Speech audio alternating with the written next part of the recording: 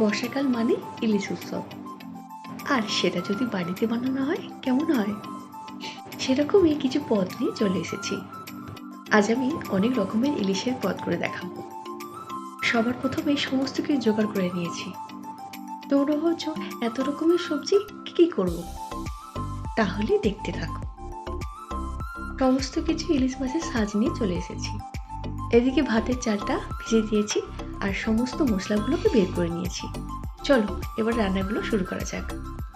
সমস্ত মাছের মধ্যে লবণ হলুদ মাখিয়ে নিয়েছি, কারণ লবণ হলুদ ছাড়া তো মাছ রান্না করাই যাবে না। এই তো মাছের মধ্যে ভালো করে লবণ হলুদ মাখিয়ে নিয়েছি। কড়াইতে বেশ কিছুটা তেল দিয়ে দিয়েছি। মাছগুলোকে হালকা করে ভেজে নেব। এবার প্রথমে করব তেল বেগুন। কড়াইতে বেশ কিছুটা তেল দিয়ে দিয়েছি। তেলটা ভালো করে গরম করে নেব। এবারে বেগুনগুলোকে ছেড়ে দিলাম। বেগুনের মধ্যে লবণ দিয়ে দেবো আর দিয়ে দেবো একটু হলুদ গুঁড়ো। এর আগে তো ভাপা ইলিশ, সর্ষে দিয়ে অনেক রকমের ইলিশের পর্ব দেখিয়েছি। আজ করে নেব তেল বেগুন, যেটা দেখানো হয়নি। বেগুনটাকে এরকমভাবে ভেজে নেব, একেবারে হালকা করে ভেজে নেব, খুব বেশি করে ভাজবো না। এবারে ওই তেলের মধ্যে দিয়ে দেবো সামান্য কালো জিরে আর কয়েক চেরা কাঁচা লঙ্কা। ফোড়ন থেকে যখন সুন্দর গন্ধ ছাড়বে দিয়ে দেবো গরম জল আর দিয়ে দেবো লবণ আর হলুদ। ঝোলটা সুন্দর করে ফুটে উঠেছে, মাছগুলোকে দিয়ে দেবো। সামান্য কিছু উপকরণে ইলিশ মাছের এই তেল বেগুনটা করে দেখো, অপূর্ব লাগবে। আমি আর কোনো মশলা দেবো না, দিয়ে দেবো সামান্য চিনি। আর আজকের ইলিশ মাছটা এত অপূর্ব না, রান্না করতে করতে আমি গন্ধ পেয়ে গেছি, অপূর্ব। ভেজে রাখা বেগুনগুলোকে এবার দিয়ে দিলাম। ইলিশ মাছে কিন্তু দেখবে বেশি মশলা লাগে না, কয়েকটা মশলা দিলেই অপূর্ব খেতে হয়। বেগুনটা সুন্দর করে ঝোলের মধ্যে ফুটে উঠেছে, দেখো নামিয়ে নিয়েছি। হয়ে গেছে আমার তেল বেগুন। এইবারে করে নেব ইলিশ মাছের চাটনি। মাছ সুন্দর করে ভাজা হয়ে গেছে, দিয়ে দিলাম সর্ষে ফোড়ন আর একটা শুকনো লঙ্কা। এটা ভাতের লাস্ট পাতে খেতে হয়। এই চাটনিটা একবার খেয়ে দেখো, অপূর্ব লাগবে। আগে থেকে পাকা তেঁতুলের গাছ আমি বের করে রেখে দিয়েছিলাম। দেখো ফোড়নটা খুব সুন্দর গন্ধ ছাড়ছে। এবারে দিয়ে দিলাম পাকা তেঁতুলের গাছটা। ভালো করে তেঁতুলটা ফুটিয়ে নেব। ফোটানো হয়ে গেছে, এবারে হালকা ভেজে রাখা মাছগুলো দিয়ে দেবো।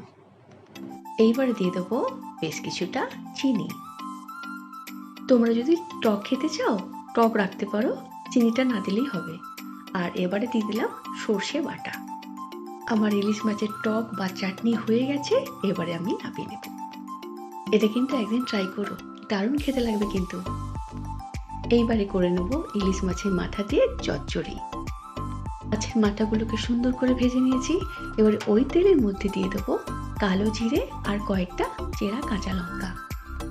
আর এদিকে আমি কয়েকটা সবজি নিয়েছি। দেখো, নিয়েছি ঝিঙে, পুঁই শাকের ডাঁটা, কাঁঠালের দানা, আর নিয়েছি কুমড়ো, বেগুন, আর নিয়েছি আলু।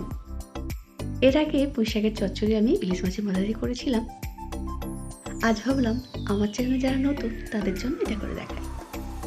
সবজিগুলো তেলের মধ্যে দিয়ে দিলাম লবণ আর হলুদ। যাই বলো তাই বলো, ইলিশ মাছে কিন্তু বেশি মশলা লাগে না। বেশি মশলা দিলে ইলিশ মাছের স্বাদটাই পাওয়া যায় না। সবজিগুলো সুন্দর করে ভেজে নিয়েছি, দিয়ে দিলাম পাতাগুলো। মানে পুঁই শাকের যে পাতাগুলো সেগুলোকে আমি আলাদা করে রেখে দিয়েছিলাম, সেটা এবার এর সঙ্গে মিশিয়ে নিলাম।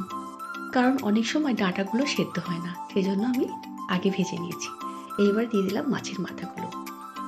এখন ভেজে রাখা মাছের মাথাগুলো দিয়ে দিলাম এই জন্য যাতে করে শাকটা সুন্দর খেতে হয় আর ফ্লেভারটা পুরো পড়ে। আর দিয়ে দিলাম বেশ কিছুটা চিনি। ভালো করে মিশিয়ে নিয়েছি। আর পুঁই শাকের চচ্চড়ি আমার হয়েও গেছে, দেখো নামিয়ে নিয়েছি। সমস্ত রান্নাই কিন্তু খুব ইজি। নামমাত্র কয়েকটা মশলা দিয়ে সমস্ত কিছু রান্না করে নিয়েছি। আর অবশ্যই মাছটা ভালো হওয়া চাই। আজ ইলিশ মাছটা এত সুন্দর না, অপূর্ব। টেবিলে সমস্ত খাবার গোছানো হয়ে গেছে। আগের দিনের চিকেন ছিল, ভাত তো নতুন করে হলো, আর আজকের এই রান্নাগুলো। চলো এবারে খাওয়া দাওয়া করে নেব। তোমরাও খাওয়া দাওয়া করে নাও, আমরা বসে গেছি। সবার প্রথমে নিয়ে নিলাম চচ্চড়িটা। আর এত অপূর্ব খেতে হয়েছে, দারুণ। তোমরা অবশ্যই এরকমভাবে একদিন করো, ভালো লাগবে খেতে। তাই খেতে খেতে বলছিলাম যে আজকের মাছটা অপূর্ব। অন্য দিনের তুলনায় আজকের মাছটা খুব সুন্দর। আর বর্ষার দিনে গরম ভাতের সঙ্গে এরকম ইলিশ মাছ থাকলে আর কিছুই লাগে না। আহ! অপূর্ব খেলাম। এইবার নিয়ে নিলাম তেল বেগুনটা। কালো জিরে, কাঁচা লঙ্কার অপূর্ব একটা গন্ধ। তার সঙ্গে মাছটা হালকা করে ভেজেছিলাম। অপূর্ব খেলাম। অপূর্ব। তার সাথে নিয়ে নিলাম একটু বেগুনটা ভালো করে মাখিয়ে। আহা! কি দারুণ! আজ খুব তৃপ্তি পেলাম মাছটা খেয়ে। একেবারে পাতলা ঝোল।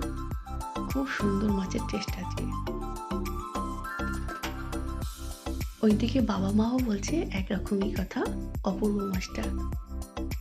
এইবারে নিয়ে নেব মাছের চাটনিটা। এটা এত সুন্দর হয়েছে যে কি বলবো, অপূর্ব। লাস্ট পাতের চাটনি। তাহলে আজ ব্লগটা এখানেই শেষ করছি। সবাই খুব ভালো থেকো, সঙ্গে থেকো। টাটা, দেখা হচ্ছে পরের কোনো ভিডিও।